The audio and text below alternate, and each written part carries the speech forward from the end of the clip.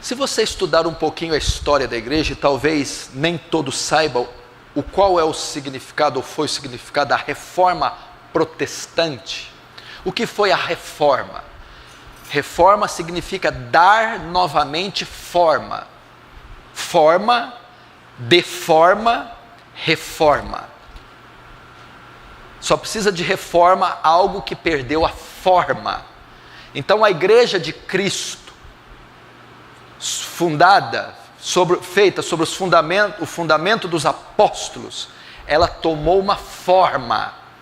Com a descida do Espírito Santo, a igreja de Cristo é fundada, é alicerçada sobre o fundamento dos apóstolos, sobre a doutrina de Cristo. Com a conversão do imperador Constantino, no século III, a igreja começa a perder a forma, e o paganismo do contexto greco-romano entra dentro da igreja. Ela começa a se deformar, perder a forma. Até meados do século IV, o carro-chefe da igreja eram as Escrituras, fundadas sobre a pedra principal e o seu cabeça, Cristo, a doutrina dos apóstolos. Com a conversão do imperador, a religião oficial do Império Romano passa a ser o cristianismo.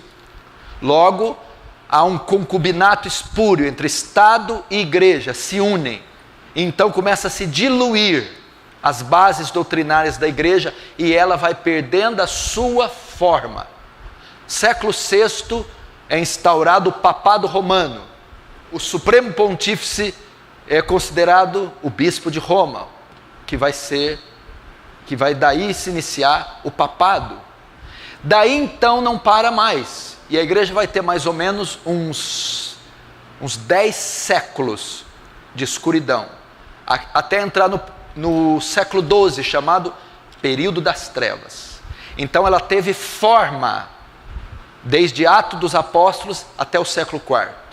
Com a conversão de Constantino, até o século XV, o século XVI, ela perdeu a forma, ela começou a se paganizar.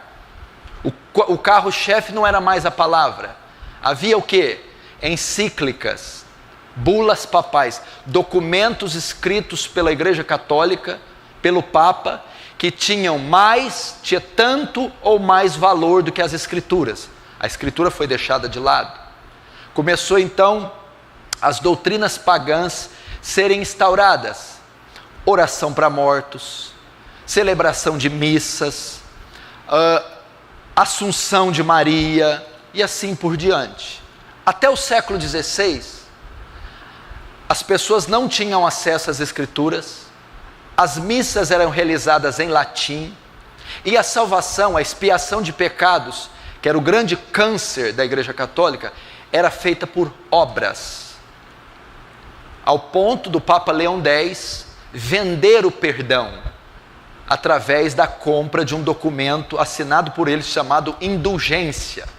Então, como a pessoa obtinha o perdão dos pecados, como a pessoa era salva até ali o século XVI, para ela ser salva, ela tinha que comprar um documento assinado pelo Papa chamado indulgência. Ao pagar por esse documento, ela recebia o perdão dos pecados ou diminuía o tempo dela do purgatório. O purgatório é outra doutrina inventada pela Igreja Católica. Purgatório seria um lugar que a alma vai, que fica entre o inferno e o céu. É um lugar intermediário, nem céu nem inferno. Ela fica lá e, dependendo das orações que são feitas por ela na terra, ou do preço que se paga para a Igreja Católica, essa alma é tirada do purgatório e enviada ao céu. Então era mais ou menos assim. Então ela perdeu a forma.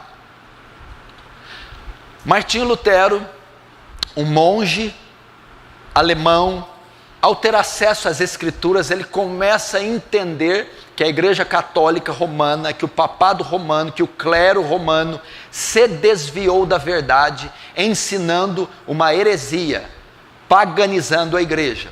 Ele então, através da leitura da Bíblia, vai até a igreja Castelo de Wittenberg, uma cidade alemã, e afixa 95 teses na parede, na porta, aquelas portas grandes de madeira. E as teses deles baseavam-se no quê? Que se o Papa pode tirar as almas do purgatório, por que não faz por amor, ao invés de fazer pela venda de indulgência? E ele também dizia que a salvação não é feita por obras, e sim a salvação é pela fé. O poder da salvação não está na mão do Papa, nem na mão da Igreja Católica. A salvação está em Cristo, e ela é obtida pela fé. Dali surge um movimento chamado Reforma. A igreja vai tomar novamente a sua forma. Qual é a forma? A forma que ela tinha no período dos apóstolos. Uma igreja fundada nas Escrituras, que seguia as doutrinas dos apóstolos. E a reforma protestante foi sintetizada em 5 pontos, que os eruditos da época falavam em latim: sola scriptura, sola fide, sola gratia, solo Christus, soli Deo gloria. Somente a fé, somente as Escrituras, somente a graça, somente Cristo e só a Deus dar glória. Que era exatamente o que a Igreja Católica roubou. E uma das grandes conquistas da Igreja da Reforma Protestante, forma é o que a Igreja teve em Atos, deforma é o que ela teve com a conversão de Constantino até o século XV. Deformou, perdeu a identidade escriturística, se paganizou. Reforma, trazer ela novamente à forma bíblica, escriturística. E uma das grandes conquistas da Reforma foi o quê?